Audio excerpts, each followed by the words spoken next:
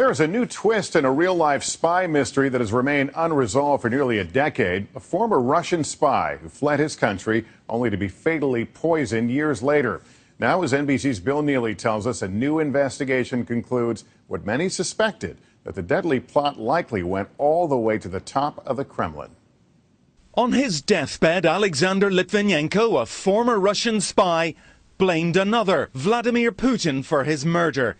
By President Putin. Today, a British judge said Putin probably approved the hit, naming 2 Russians as the killers. Andrei Lugovoy, sent to London with polonium, a radioactive liquid from a nuclear reactor, and Dmitry Kovtun, who went with him to a London hotel to kill Litvinenko. He had defected to work for British intelligence, and he'd made enemies. Russian special forces used his image as target practice. The London assassins poisoned him by pouring polonium into his green tea. The conclusion that the Russian state was probably involved in the murder of Mr. Litvinenko is deeply disturbing.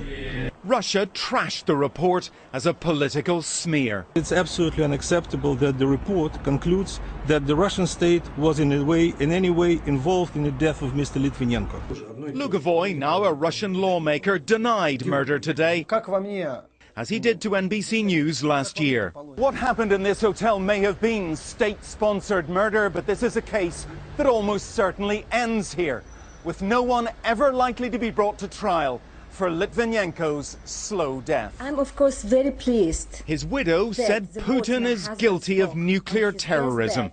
It's quite a spy story. Murder with a nuclear weapon that's gone unpunished. Bill Neely, NBC News. Hey, NBC News fans, thanks for checking out our YouTube channel. Subscribe by clicking on that button down here, and click on any of the videos over here to watch the latest interviews, show highlights, and digital exclusives. Thanks for watching.